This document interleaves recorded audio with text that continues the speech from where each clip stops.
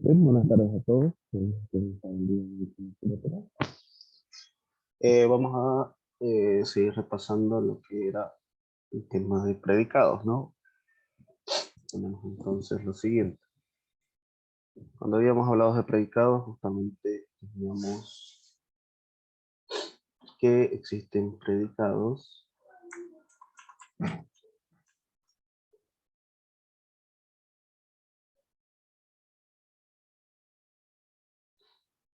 y los predicados eran estos aquí, ¿no? P de X, Q de X,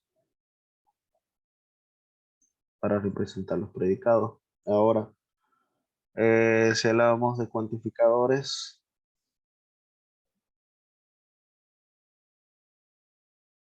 teníamos dos tipos, ¿no? El universal y el existencial, ¿ya? Ahora, si nosotros usábamos esos cuantificadores para un predicado, esto se conoce como proposición universal. Y acá se le conocería como una proposición existencial, ¿ya? Proposiciones universales y proposiciones existenciales. Ahora lo que vamos a ver son algunas proposiciones que van justamente con este tipo de notación. A esas proposiciones se les conoce como proposiciones categóricas.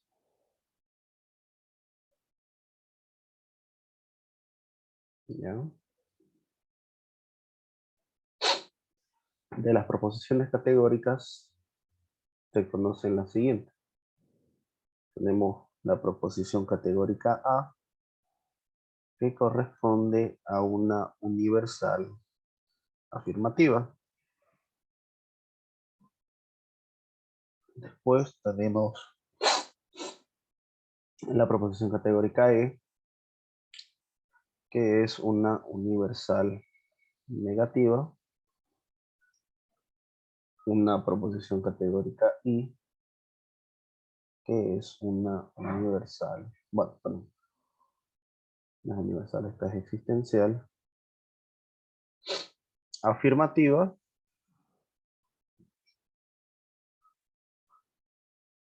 y la proposición categórica O, que es una proposición existencial negativa.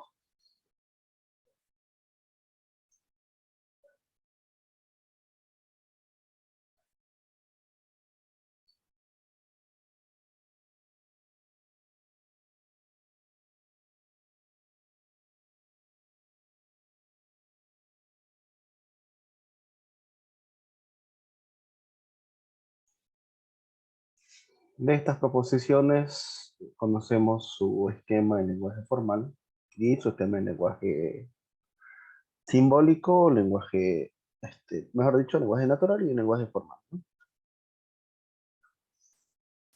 El lenguaje natural se escribe de la siguiente forma. Para la universal afirmativa nos dice todo S es P. En el caso de la universal negativa es ningún S es P. Para la existencial afirmativa es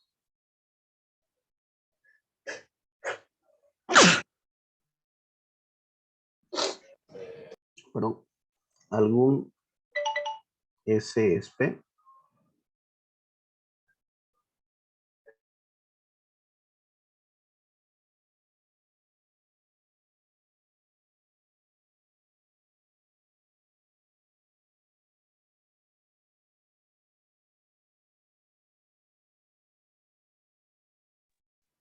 Y la existencial negativa nos dice algún S no es P. En lenguaje simbólico, todo S es P, se utiliza un cuantificador universal y el predicado S, entonces predicado P. En el universal negativo es para todo X, S de X, entonces no P de X. En el caso de la existencial afirmativa es existencial de X, S de X y P de X. Y la existencial negativa, S de X y no P de X.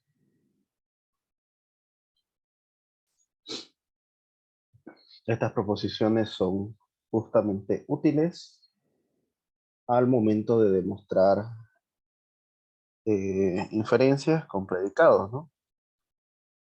Vamos a tener que formular nuestras proposiciones universales utilizando estas proposiciones categóricas. Algo más que se utiliza antes de hacer demostraciones es lo que se conoce como algunas reglas de inferencia. Entre ellas vamos a tener las siguientes. Reglas de inferencia, pero en predicados, ¿ya? Reglas de inferencia lógica para predicados.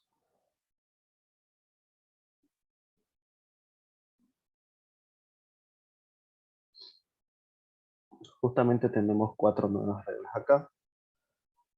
La primera regla de inferencia nueva se la conoce como especificación universal,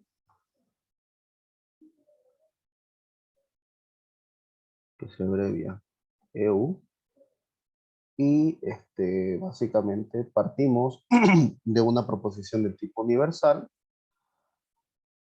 de esta forma para todo X de X, y se infiere o se concluye en una proposición singular. Puede ser P de X, puede ser P de A, puede ser P de 1, según lo que se vaya a ocupar, ¿no? Ahora, hay otro que se llama la generalización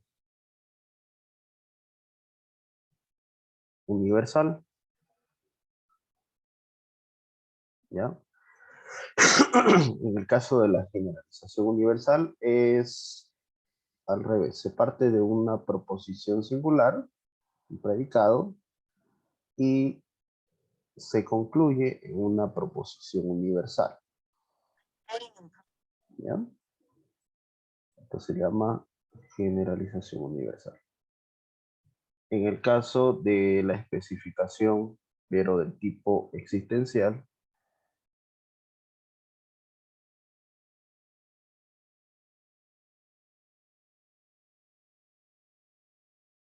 vamos a tener lo siguiente, ¿no? Se abrevia EE. Tenemos una proposición existencial y se concluye en una proposición singular. Lo mismo acá. Si hablamos de generalización del tipo existencial, se abrevia GE. Tenemos un predicado y lo que vamos a hacer es cuantificar de forma existencial. Y esas 4 son nuestras reglas para inferencia lógica de predicados. Aparte también vamos a tener que usar las demás reglas, ¿no? Las que hemos visto en proposición.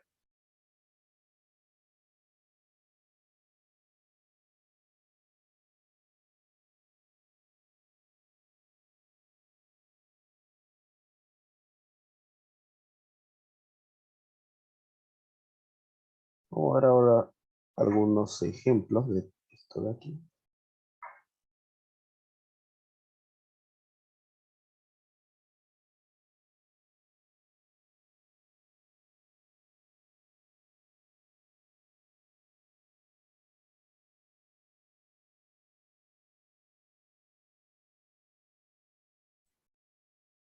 Vamos a definir lo siguiente, ¿ya? Ejemplo, no. Voy a decir sean los predicados y voy a nombrar algunos de ellos. Por ejemplo, voy a decir que A de X es el predicado, X es ave, es un ave, ¿ya? A ver, M de X es mamífero. ¿Algún otro? B de X es vertebrado.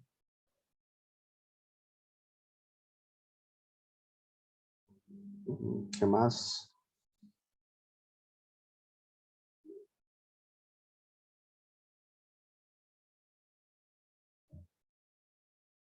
Podríamos decir, a ver, ave, mamífero, C de X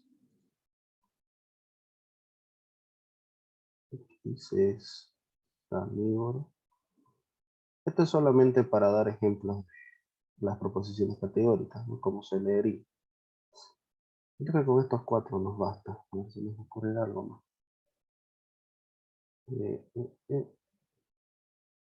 Ahí lo vamos a dejar.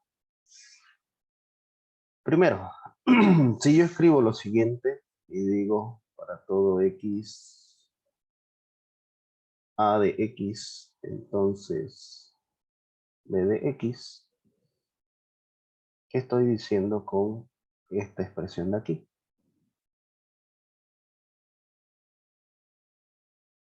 O por ejemplo, esto de acá.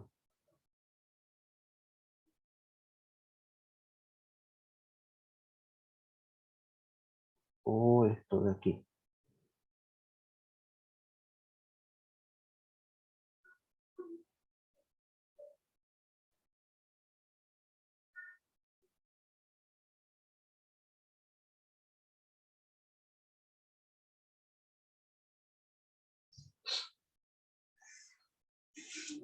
Justamente estas tres son proposiciones categóricas, ¿no?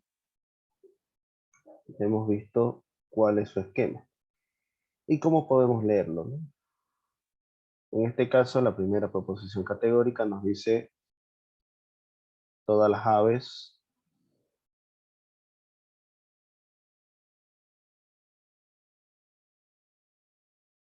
son vertebrados.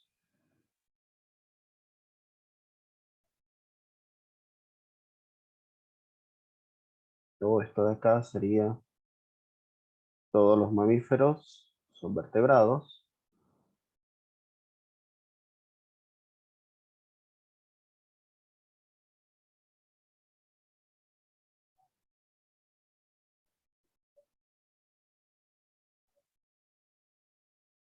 Y este de aquí nos dice para todo X, A de X, entonces no M de X. Hemos visto que es la proposición universal negativa, ¿no? Y se lee ningún ave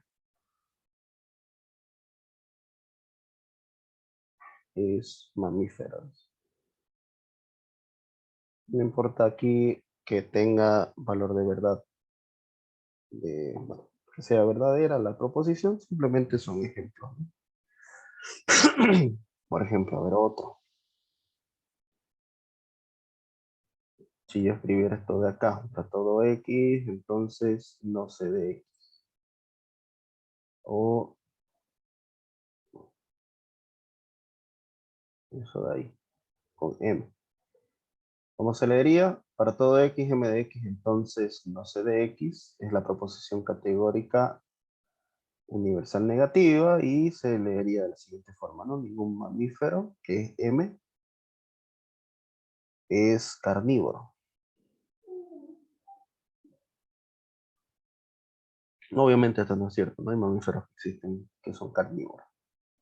Solamente es para mostrarles algunos ejemplos de lo que son proposiciones universales, ya sea proposiciones universales afirmativas, como estas dos primeras, o proposiciones universales negativas, que pueden ser estas dos segundas, como ejemplo. Ahora, vamos a lo siguiente. Quiero escribir esto de acá.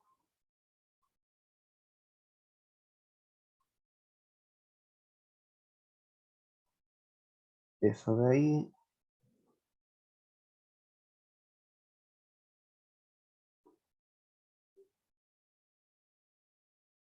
Esto de acá.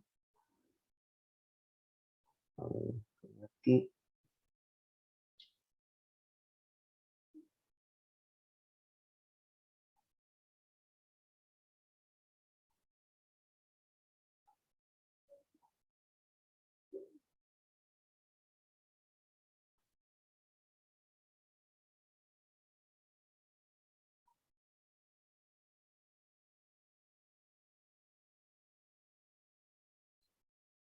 Y esto de acá. Como se escribe en lenguaje natural, esas expresiones. Vamos a escribirlo al lado de dichas expresiones, ¿no? En la primera podemos observar de que es un existencial de x, a de x y no b de x. Si nosotros revisamos, es una existencial negativa, ¿no? Y se lee de esta forma. Algunas aves, estamos hablando de A es aves, no son vertebrados.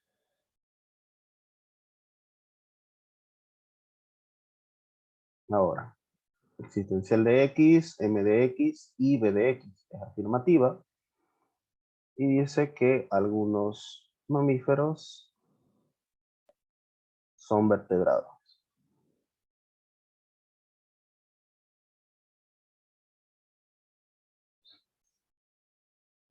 De acá, existencial de x, p de x y c de x. Entonces lee algunos vertebrados son carnívoros, ¿no? Y acá tenemos algunas aves no son carnívoras. Y están los cuatro ejemplos con las proposiciones categóricas de tipo existencial. Tenemos dos negativas y dos afirmativas, ¿ya? Obviamente lo que generalmente se va a hacer es partir de estos enunciados de acá y traducirlos en esto. Para hacer eso, primero deberíamos definir nuestros predicados, luego comparar con cuál de las proposiciones categóricas se parece y escribir justamente su traducción al lenguaje formal, ¿no? Al lenguaje natural. Del lenguaje natural al lenguaje formal.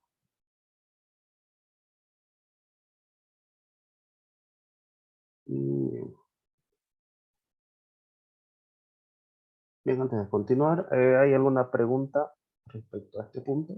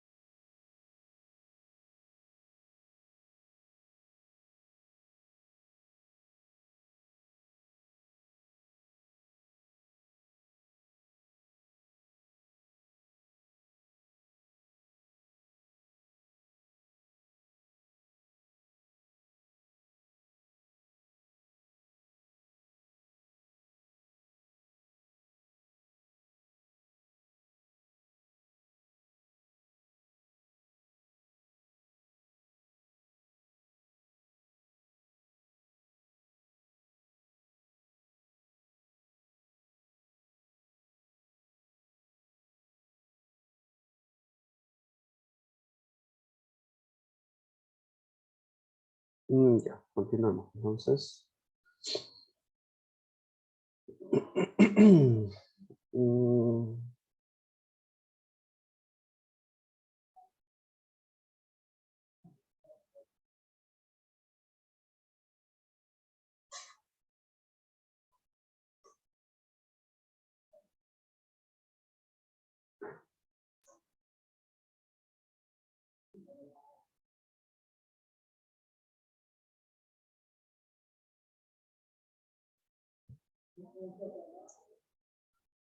bueno, vamos a pasar un poco al tema de conjuntos. Bueno, antes de finalizar con predicados o con proposiciones o esquemas proposicionales, también existen lo que son esquemas proposicionales de dos variables, ¿no? No lo repasamos mucho justamente porque no es una pregunta de examen. Más que todo, simplemente vamos a llegar a demostraciones, pero con este tipo de ejercicios, ¿no? Con proposiciones categóricas, usando predicados, pero de solo una variable. Rara vez ingresa de hecho, nunca he visto, la verdad, que tengan preguntas de examen con dos variables. Pero es similar a esto. Tema de conjuntos. Tema de conjuntos es fácil. Los conjuntos se representan con estos símbolos de acá. Son letras mayúsculas. Ahora, cada uno de estos conjuntos tiene o es una agrupación de elementos de cualquier tipo. Y generalmente se tiene esta expresión de aquí, la relación de pertenencia. Esto se llama pertenece, es decir, en este caso si digo X pertenece a A, quiere indicar que X es un elemento del conjunto A, ¿ya? Eso me indica. Si yo digo Y no pertenece a A, estoy diciendo que Y no forma parte del conjunto A. Y esos son los signos para indicar pertenencia, ¿no? De forma general, a este lado siempre va a haber un elemento y de este lado se va a tener un conjunto, ya sea pertenece o directamente no pertenece, cualquiera de los dos. ¿Qué más? A los conjuntos se los puede notar de dos formas. Por ejemplo, puedo escribir A y decir que A es las letras A, E, I, O y U. Como también puedo decir A de elementos X, tal que P de X. Y P de X puedo decir que X es vocal. O simplemente escribir aquí esa condición. X es vocal. A este primero se le conoce como descripción por extensión y anotación por comprensión para el segundo. Comprensión es que tenemos una condición que cumplir, que cumplen los elementos para formar parte del conjunto, una condición dada para este conjunto, y por extensión están enlistados cada uno de los elementos de A. Fuera de estos elementos, nadie más pertenece a A, ¿ya? Después que tenemos lo que es la relación entre conjuntos, que es el tema de la inclusión. La inclusión se escribe de esta forma y se dice A está incluido en B o A es subconjunto de B. Esto ocurre si, solamente si todos los elementos, si pertenecen a A, entonces pertenecen a B, ¿ya? Todos los elementos de A están en B, eso quiere decir esa definición. Después tenemos la igualdad. Para el tema de la igualdad, siempre se utiliza esto de aquí. A es igual a B Sí, solamente si A está incluido en B y B está incluido en A. ¿Ya?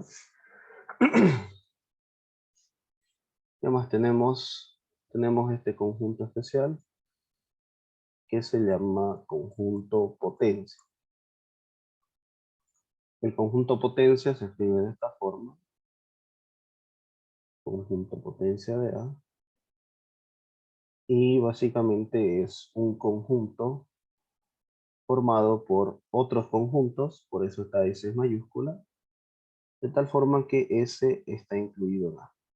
¿Ya? Ese es el conjunto potencia de A.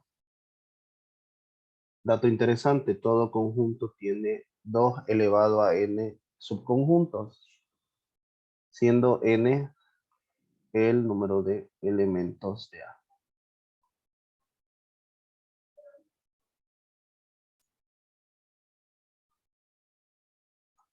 Elementos de P de A. 2 a la n y n es el número de elementos de A. Después de las operaciones con conjunto, tenemos lo siguiente, tenemos la unión, tenemos lo que es la intersección, la diferencia relativa,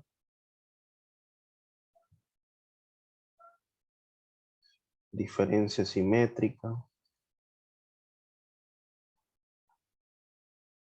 y lo que es el complemento, ¿no?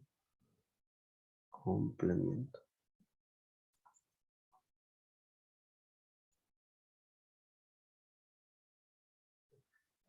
¿Cómo se definen estas operaciones? Sencillo. A y B son conjuntos y vamos a tener el conjunto A unido con el conjunto B es igual a otro conjunto, por eso estas llaves.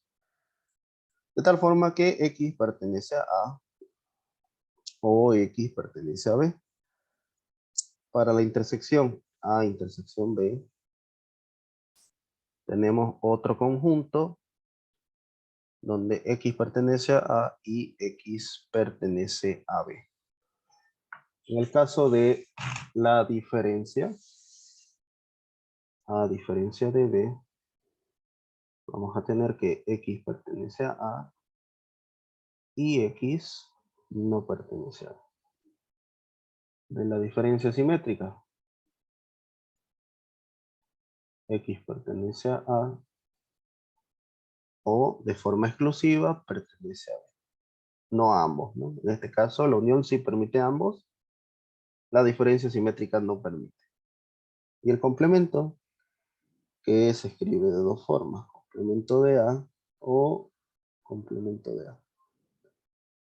Son los elementos que están en el universo, pero no pertenecen al propio conjunto, ¿no? Al conjunto A. Y tenemos esas 5 operaciones con conjunto. ¿Qué más podemos notar de aquí? Creo que nada más. Un momento. Algunos ejemplos. ¿Podría volverle un ratito a estaba anotando la última forma de complemento? Ay, ay, ay.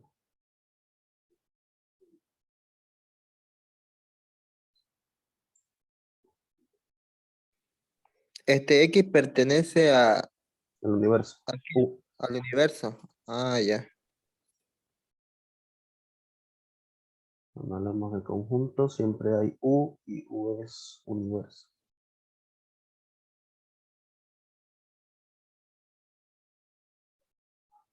Y en diferencia simétrica, ahí me puedes explicar un poquito, por favor. La diferencia simétrica es esta de aquí. Los elementos pertenecen al primer conjunto o pertenecen al segundo, pero no pertenecen a ambos. Por eso es esta O exclusiva. Ah, ya, ya. Listo. Eso mismo. ¿Ya? Vamos a tener los siguientes conjuntos, sean los conjuntos que definir el universo. Van a ser los números del 1 al 9, ¿ya? 1, 2, 3, 4, 5, 6, 7, 8, 9. Vamos a definir A. 1, 3, 5, 7. Voy a definir B como que X pertenece al universo de tal forma que X es par. C. Quiero definir C de la siguiente forma. X pertenece al universo y X es menor a 5. D. En este caso, D lo voy a escribir directamente. Es decir, que es 1, 2, 3, 5 y 8. ¿Ya? En estos casos, el universo está descrito por extensión. Tiene todos sus elementos. También lo es A y lo es D. En el caso de B y C, tenemos que están definidos por comprensión.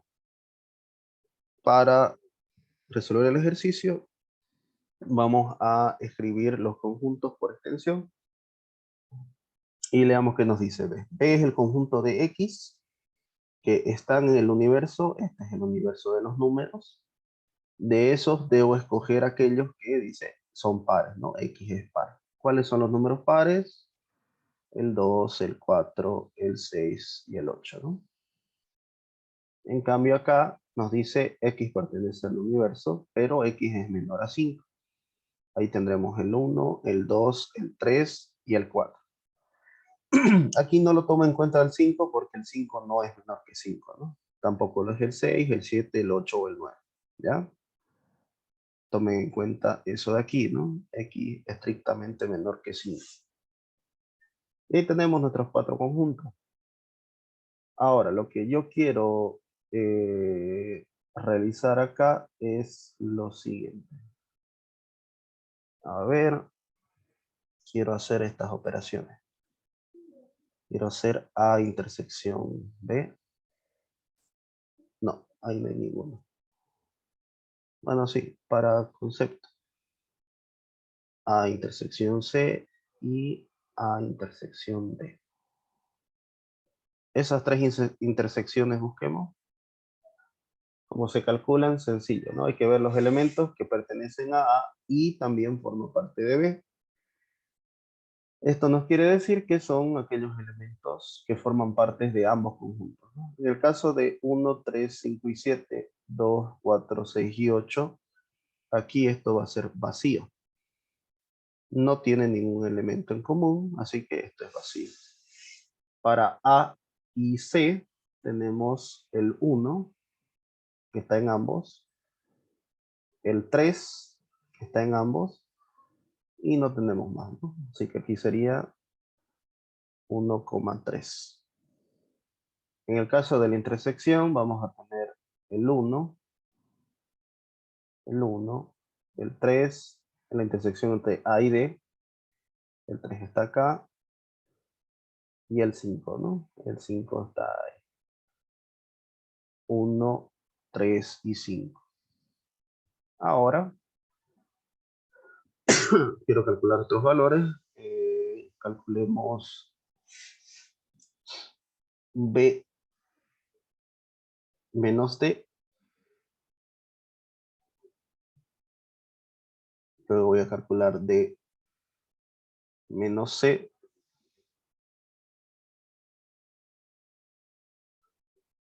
Y esos dos de momento. B menos D nos dice son aquellos elementos que forman parte de B y no forman parte de D. En este caso, hay que buscar cuáles solo pertenecen a B y que no estén en el conjunto D. Por ejemplo, aquí el 2. El 2 es parte de B, pero también es parte de D, así que descartado. El 4. El 4 solamente forma parte de B, no está en el conjunto D, así que anotamos el 4. Para el 6 no forma parte de este otro conjunto, lo anotamos. Y el 8 queda descartado, ¿no? Porque aquí está el 8. Así que solamente esos dos, 4 y 6. En el caso de D menos C, tenemos que buscar en D aquellos que no están en C. Por ejemplo, el 1 también está aquí, así que queda descartado. El 2 está aquí, así que queda descartado. El 3 está acá, así que está descartado. En cambio, el 5 y el 8 sí podemos anotarlo, ¿no? El 5 y el 8 solo forman parte de este conjunto D. Anotamos 5 y 8. Vamos a ir combinando. Quiero la diferencia, pero en este caso ya la diferencia de tipo simétrico entre A y D.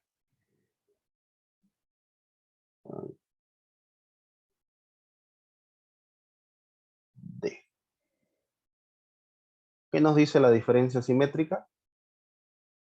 Que son aquellos elementos, en este caso, pertenecen al conjunto A o pertenecen al conjunto D, pero no pertenecen a ambos, ¿no? Así que veamos, el 1, ¿será que solo forma parte de 1? No, ¿no? Forma parte de D, así que descartado.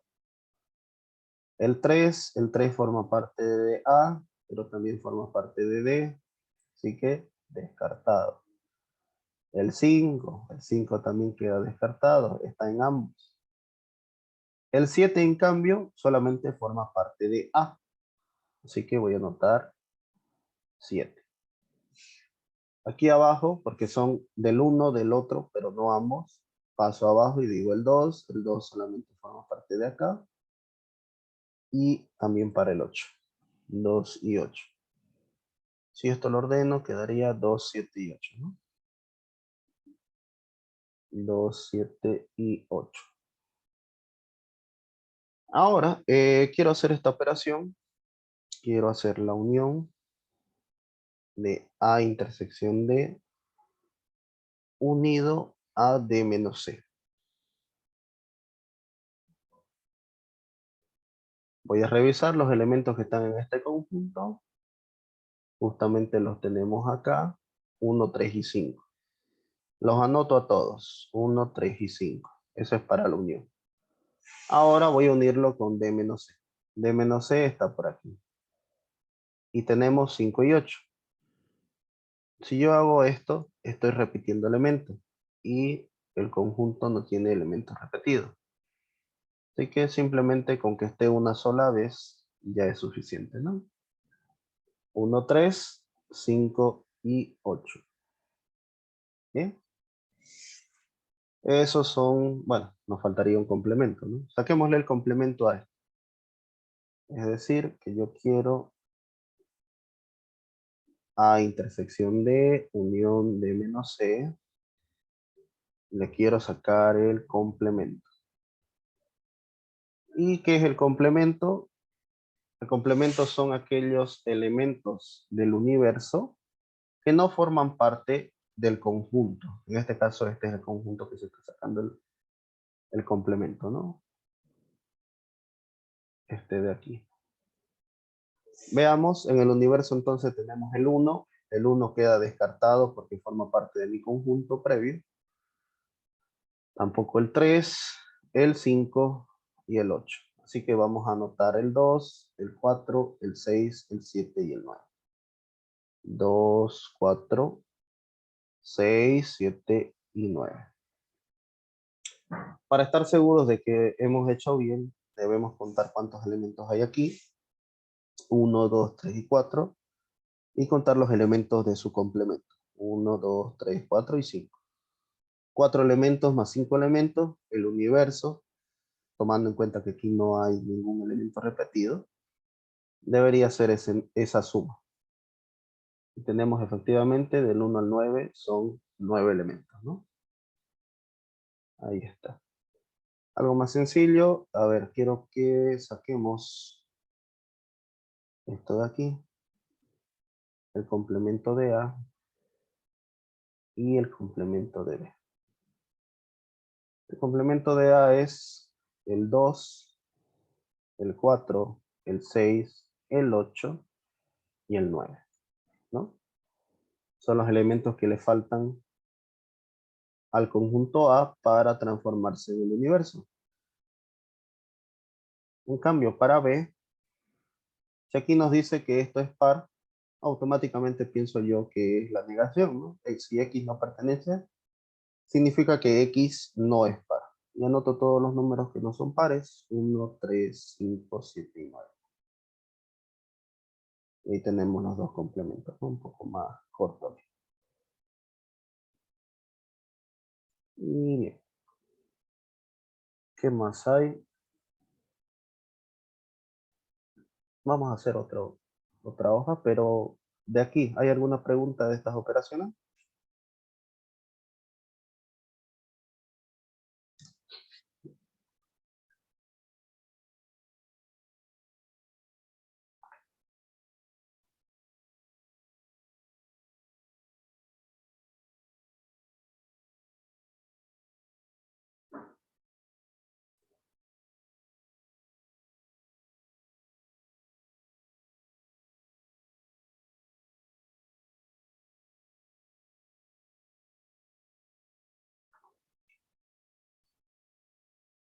Ya.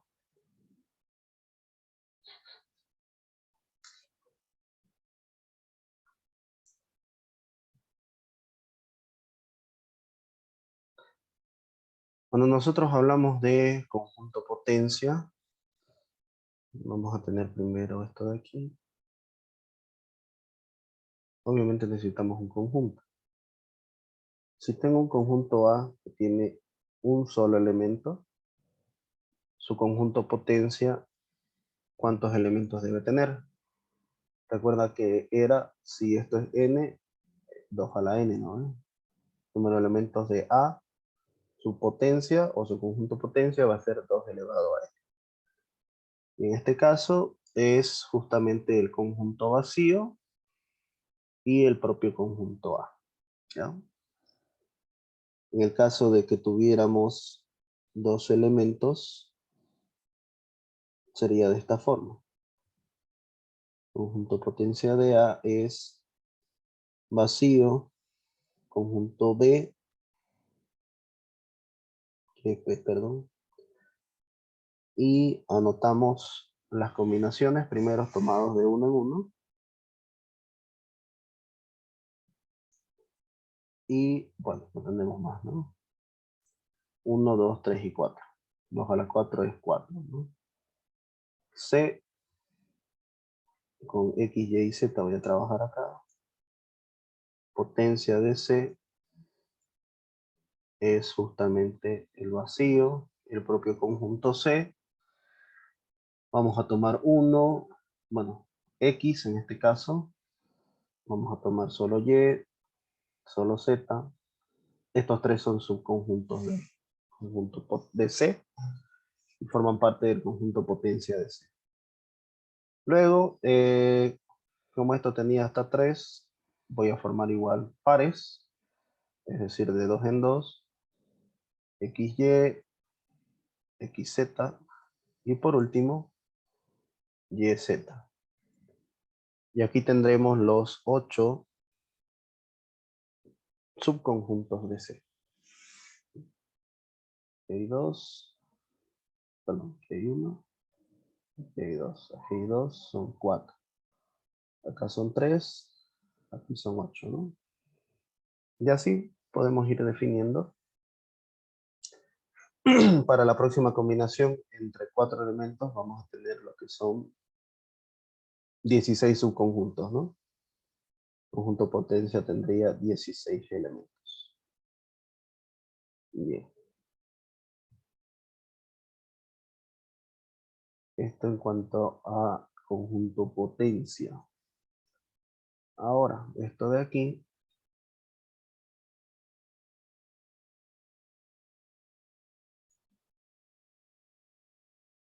esto se utiliza para hacer demostraciones. Vamos a hacer definiciones con elementos y operaciones de conjuntos.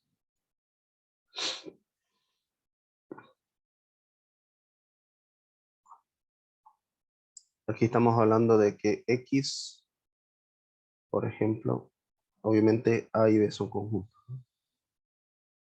Para todos los casos. Vamos a tener lo primero. X forma parte, o X es elemento de la unión. ¿Esto qué quiere decir? Esto es equivalente a decir que X pertenece al conjunto A, o también puede pertenecer al conjunto B. ¿Qué operación es esta de aquí? Obviamente estamos hablando de la unión, ¿no? Unión. Segundo, si X pertenece a A intersección B, entonces afirmamos que X pertenece a A y X pertenece a B. Definición de intersección.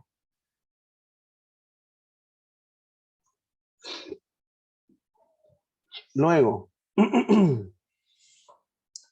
si X pertenece a A menos B, esto me indica que X pertenece a A y X no pertenece a B. Cuarto, si X pertenece a diferencia simétrica de B, X es elemento de A o es elemento de B, pero no es elemento de ambos, ¿ya? Por último, si X forma parte del complemento de A, que bueno, mejor lo escribo así, esto quiere decir que X no pertenece a A, ¿ya? Y esto de aquí es diferencia relativa. Esto de acá se llama diferencia simétrica. Y esto de aquí es el complemento. Bien. Para hacer demostraciones, lo que se ocupa siempre va a ser esta definición. Si es una igualdad de conjuntos, lo primero que se hace es definir esa igualdad. De esta forma. El primero incluido en el segundo y el segundo incluido en el primero. Otra definición ocupada para hacer demostraciones. Y si nosotros decimos que A está incluido en B, directamente podemos inferir lo siguiente, ¿no? Que X pertenece a A, entonces X pertenece a B. Y esto de aquí es inclusión. Y bueno, con todas estas reglas y con las reglas de premisas que hemos aprendido antes, las reglas de inferencia, o las leyes proposicionales también podemos hacer demostraciones de conjunto. Bien, no nos queda mucho tiempo. ¿Alguna otra pregunta que tenga?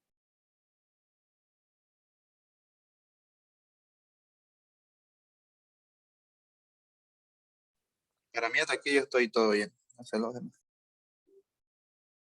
Bien.